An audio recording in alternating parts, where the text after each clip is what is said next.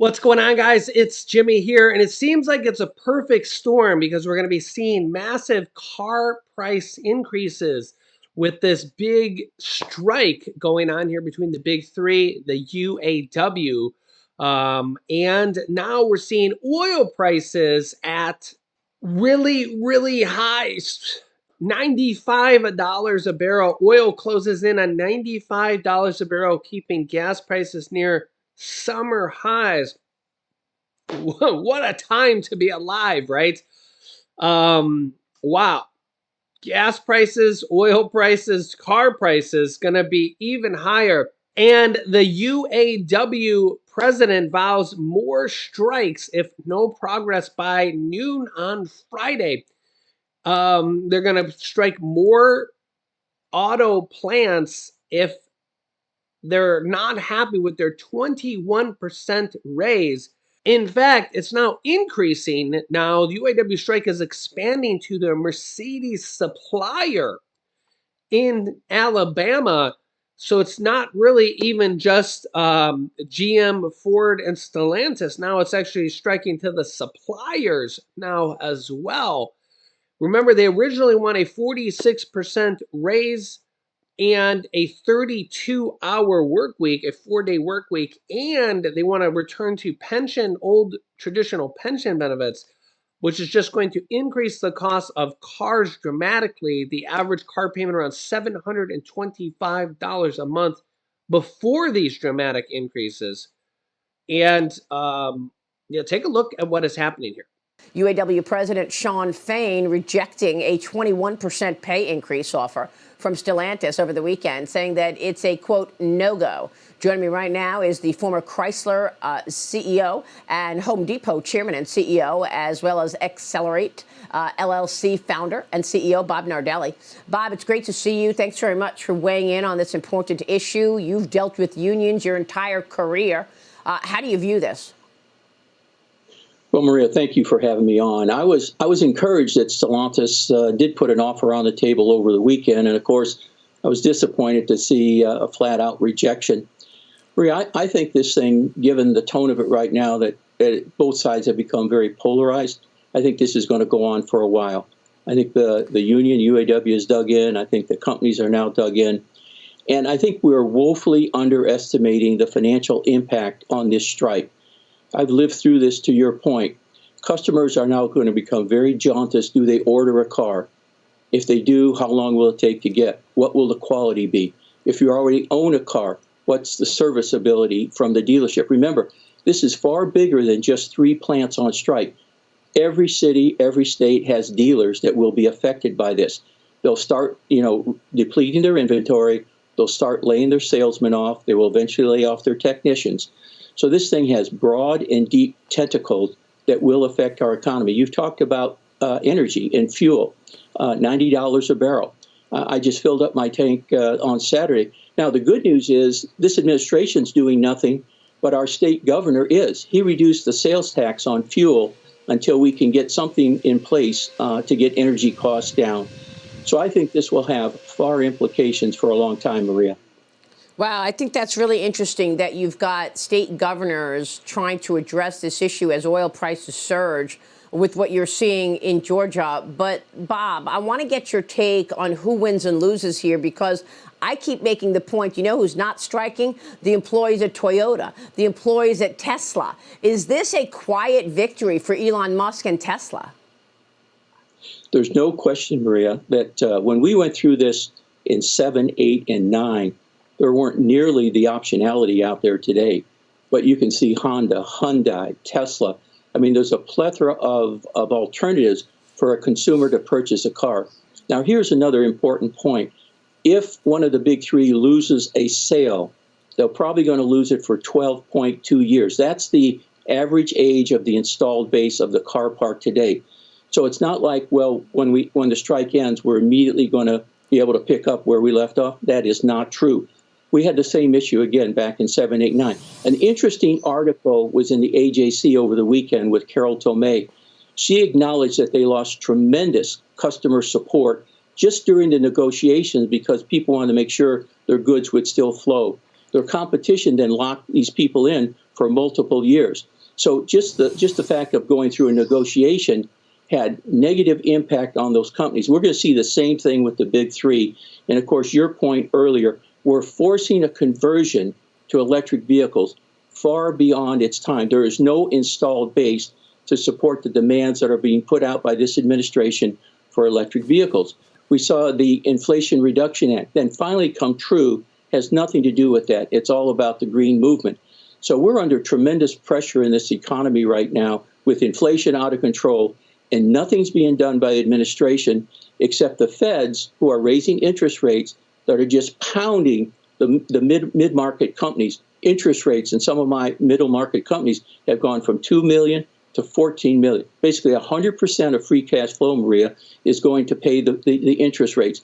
And it's causing tremendous dislocation in our economy. Wow, that is insanity, Bob. You are making such important points.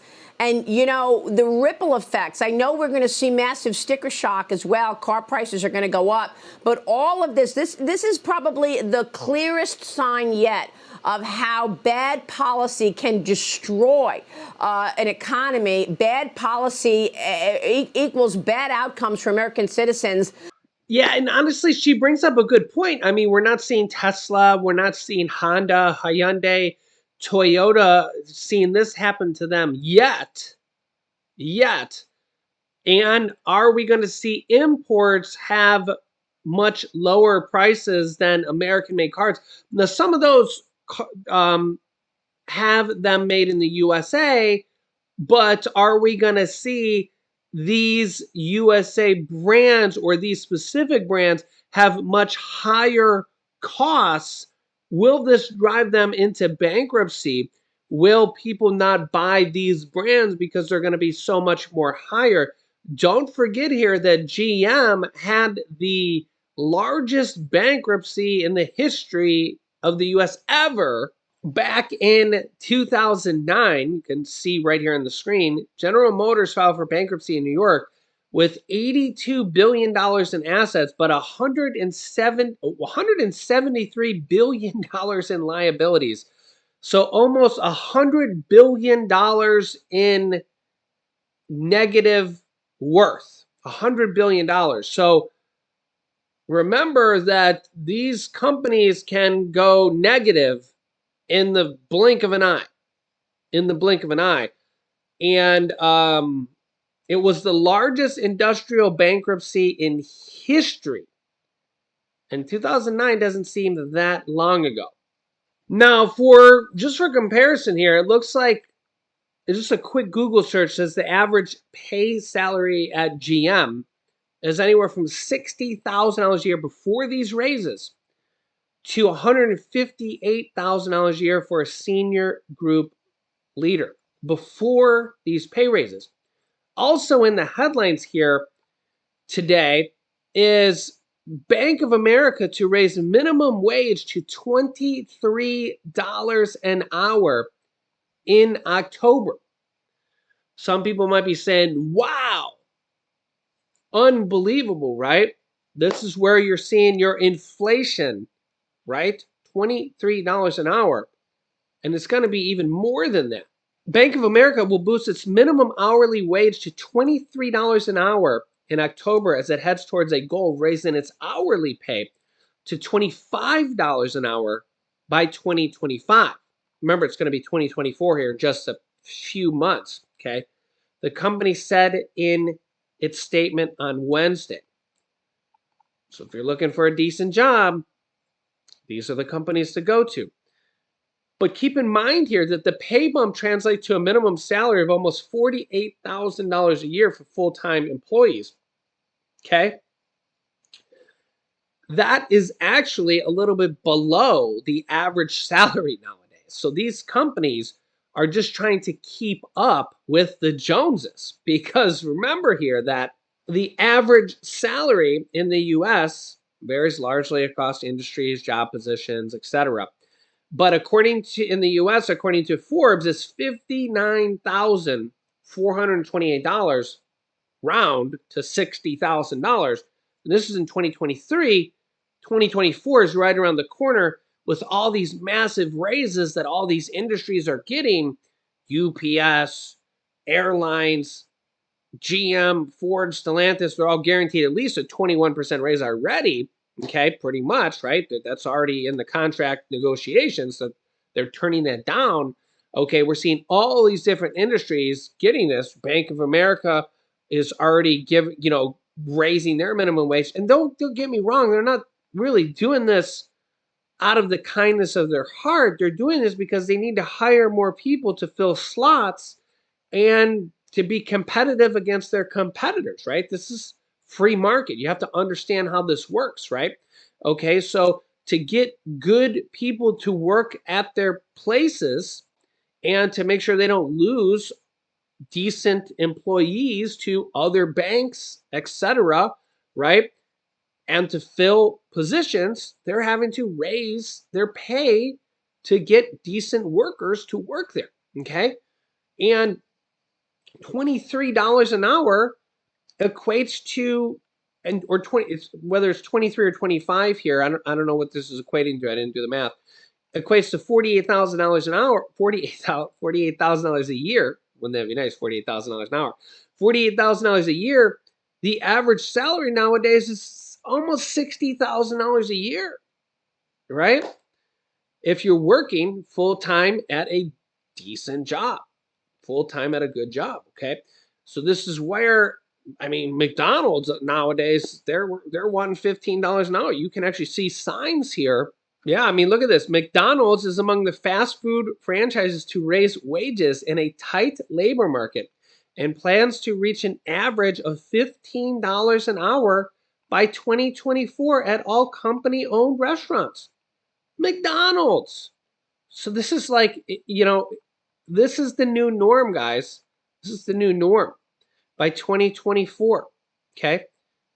This is actually an article from a while ago, but this is the norm, guys, right? Could McDonald's afford $15 an hour? And that's the question, right?